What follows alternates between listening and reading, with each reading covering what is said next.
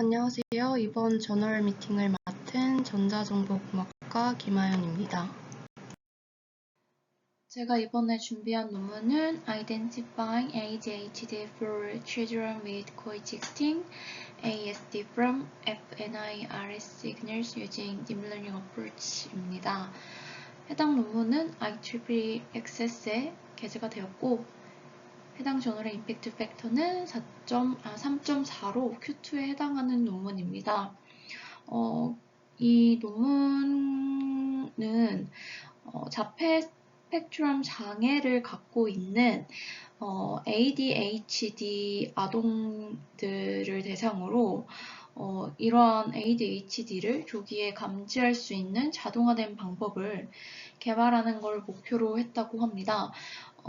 또한 이 해당 저널 같은 경우는 Q2에 해당하는 논문임에도 제가 선택한 이유는 FNIRS 신호를 가지고 아동을 대상으로 연구를 수행했다는 부분이 제가 처음 접하는 내용인 것 같아서 이 부분이 흥미로워서 선택을 하게 되었습니다.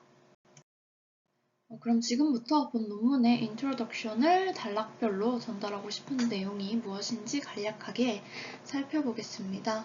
첫 번째 단락 같은 경우는 ADHD는 주의력 부족, 과잉행동, 충동성이라는 세 가지 주요 증상을 특징으로 하는 가장 흔한 신경발달 장애 중 하나라고 얘기를 하고 있고 전 세계의 어린이의 약 5%가 이러한 영향을 받고 있다고 합니다. 그래서 ADHD 아동은 다양한 행동 및 감정 문제를 겪고 있고 또한 자폐 스펙트럼 장애를 갖고 있는 ASD와 같은 공존 질환이 있어 진단과 관리하는 데 있어서 더 어려움을 느끼고 있다고 설명하고 있습니다.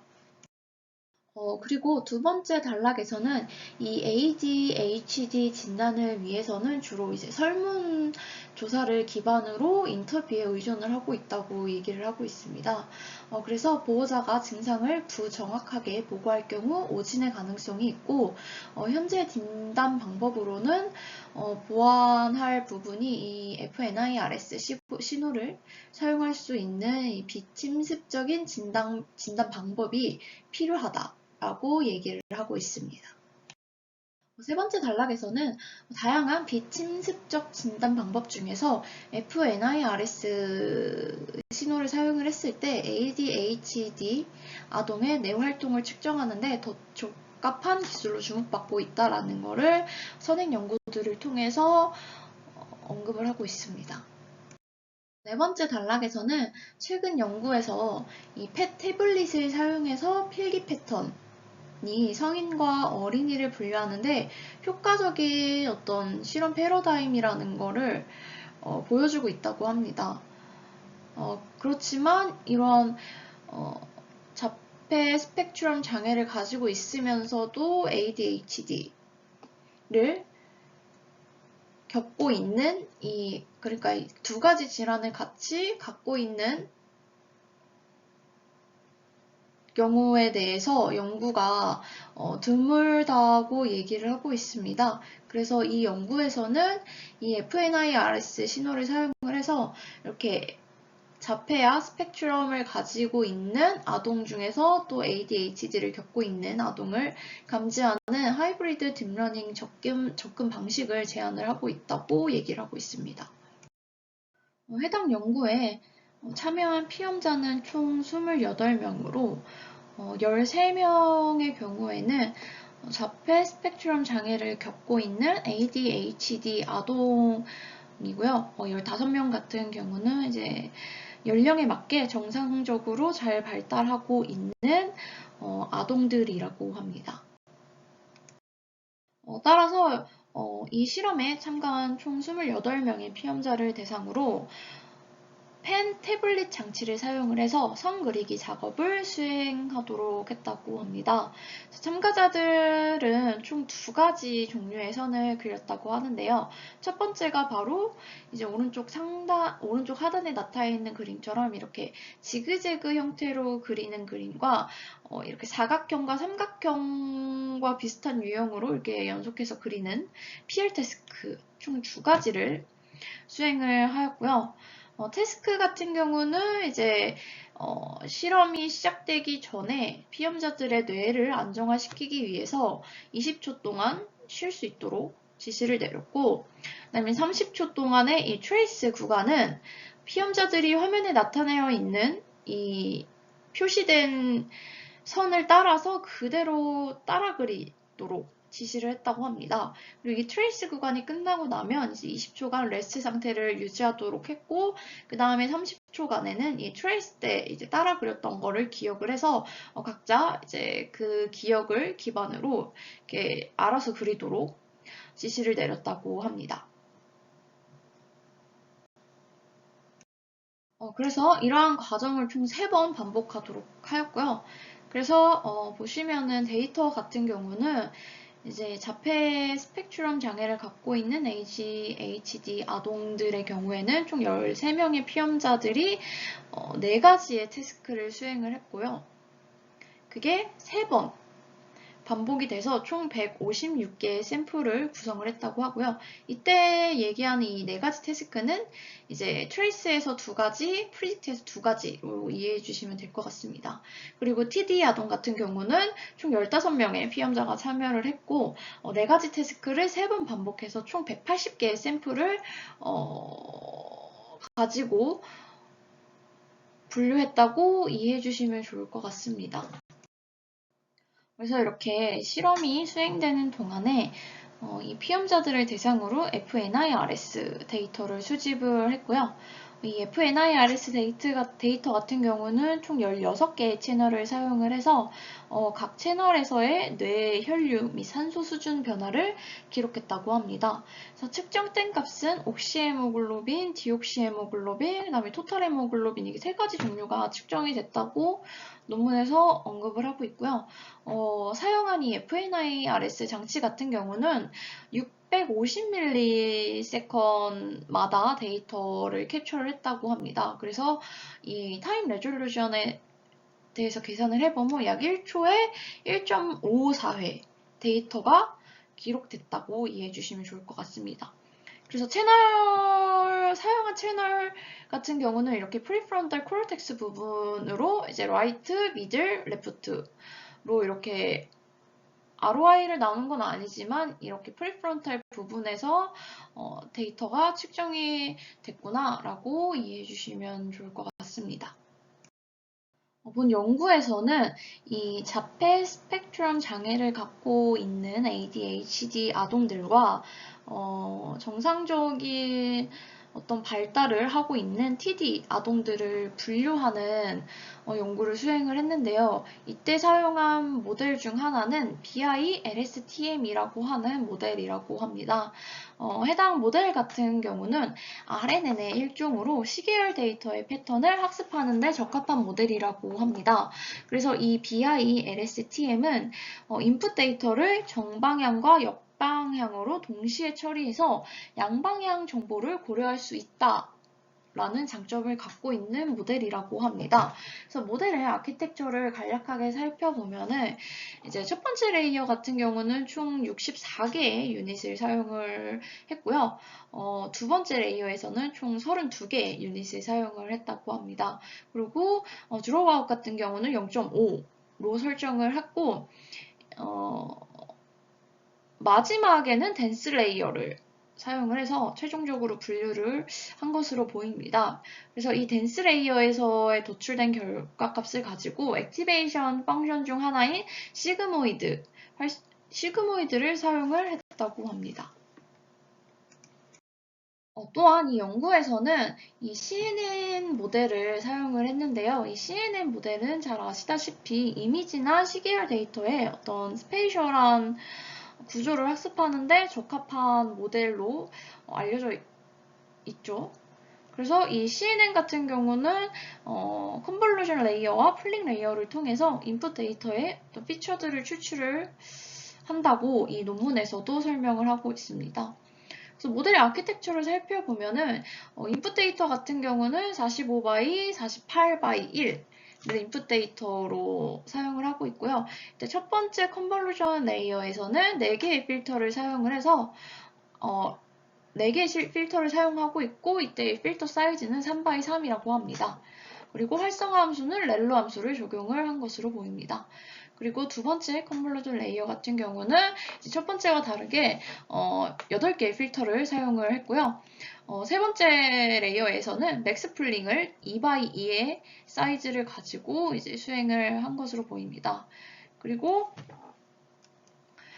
드롭아웃 같은 경우는 이제 BI, LSTM과 달리 0.4의 비율로 드롭아웃을 설정을 했고, 플래튼 레이어를 거쳐서 이제 덴스 레이어는 총 16개의 유닛으로 렐로 함수를 적용을 했고, 마지막으로 최종 아웃풋 레이어 같은 경우는 시그모이드를 적용한 하나의 유닛으로 구성을 했다고 설명하고 있습니다. 그래서 앞에서 설명드린 BILSTM과 CNN을 결합한 이 하이브리드 모델을 이 연구에서 제안을 했다고 하고요. 이 CNN과 BILSTM 모델의 장점을 결합해서 더 높은 성능을 달성할 수 있도록 설계를 했다고 합니다. 그래서 이 하이브리드 구조를 보시면은 앞에서 보여드렸던 이 두 가지의 모델 구조를 거의 비슷하게, 거의 동일하게 가져와서 이렇게 두 개의 단으로 나눠서 학습을 하고 최종 단에서는 이제 컨캐지네이트한 것으로 이렇게 모델 구조를 그림으로 나타내고 있습니다. 이때 이제 이 하이브리드 모델 같은 경우는 그러니까 바이너리 크로스 엔트로피를 손실함수로 사용을 했다고 하고요. 옵티마이저 같은 경우는 아담을 사용을 했다고 합니다. 그래서 에폭은 32 에폭으로 설정을 해서 배치 크기는 8, 그 다음에 학습률이 0.01로 하이퍼 파라미터를 조정을 해서 모델을 학습을 했고요. 최종적으로 성능 평가를 위해서 사용한 방법은 리브 원, 아웃, 크로스 밸리데이션 방법을 사용을 했다고 합니다. 그래서 이제 각 모델에서는 28명의 피험자 중에서 1명을 테스트로 하고 나머지 27명을 모델을 훈련시키는 데이터로 사용을 했다고 이해해 주시면 될 것 같습니다. 그래서 먼저 살펴볼 결과는 이 논문에서 제안하고 있는 하이브리드 모델인 CNN, BI, LSTM 의 모델을 사용했을 때 도출된 결과인데요. 일반적으로 어떤 논문에서 모델을 제안한다라고 하면은 이제 분류 정확도뿐만 아니라 sensitivity, specificity, F1 score 등과 같은 평가 지표를 사용해서 모델의 성능을 도출하게 되는데요. 보시면은 4가지 종류에 대해서 이제 어떤 모델의 성능을 나타내고 있는데, 보시면 이 F1 스코어 같은 경우는 1에 가까울수록 좋은 성능을 나타내고 있다는 걸 의미한다고 합니다. 그래서 이 4개 중에서 보시면 PL predict일 때, 그러니까 지그재그 형식이 아니라 사각형과 삼각형 모양이 연속돼서 이렇게 그리는데 따라 그리는 게 아니라 이렇게 본인이 앞에서 따라 그린 내용을 가지고 이제 그거를 기억해서 혼자 이렇게 그렸을 때 그 데이터를 사용했을 때 가장 좋은 가장 좋은 성능을 보였다라는 거를 이 전체적인 이제 결과를 통해서 확인할 수 있었다고 합니다. 하나 살펴볼 결과는 본 논문에서는 CNN 모델과 BI, LSTM, 그 다음에 이 두 가지를 결합한 하이브리드 모델 3가지를 사용을 했는데요. 보시면은 이제 4가지의 데이터, 태스크 타입, 모든 타입에 대해서 이 CNN과 BI, LSTM 두 가지를 결합한 하이브리드 모델에서 가장 좋은 분류 성능을 도출했다라는 거를 이 결과를 통해서 확인할 수 있었습니다. 그리고 이 디스커션 부분을 간략하게 살펴보면은 총 3가지의 어떤 키워드로 나누어 볼 수 있는데요.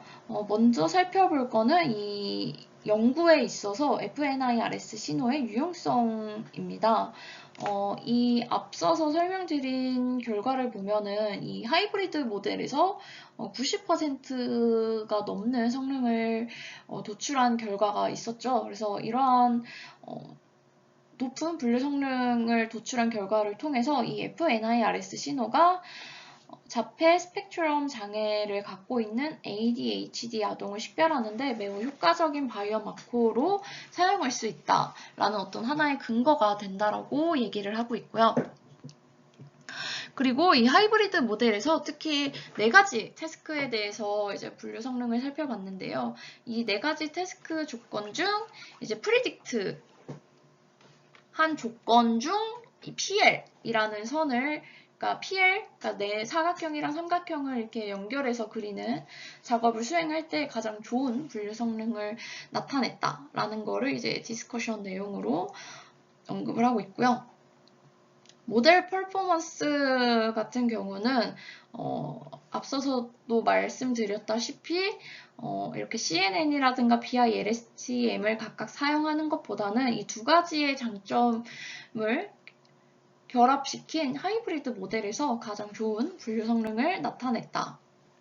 라고 해당 논문에서는 이제 최종 결론을 지었고요.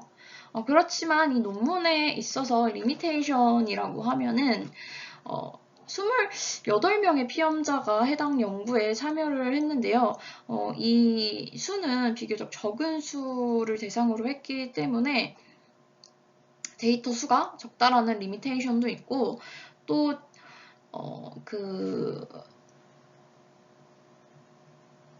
자폐 스펙트럼 장애를 갖고 있는 아동들을 대상으로만 했다라는 게 이 연구에서의 리미테이션이라고 합니다. 그래서 더 많은 피험자들과 어떤 우울증이라든가 강박 장애 등 이러한 정신질환을 갖고 있는 ADHD 아동들을 포함한 추가 연구가 필요하다고 본 연구에서는 이제 리미테이션으로 설명을 하고 있습니다.